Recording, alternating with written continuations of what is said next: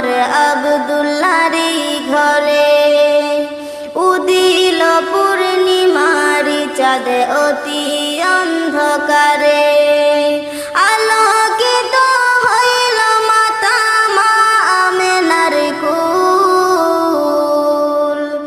আলোকিত হইল মাতা মা আমেনার কুল। সকল নবী হইতে শ্রেষ্ঠ আখেরি রাসূল, তুমি কোন বাগানের ফুল। দু জাহানের বাদশা নবী পাইয়া সুখবর, হুর ফেরেশতা আসলেন ভবে মা আমিনার ঘর।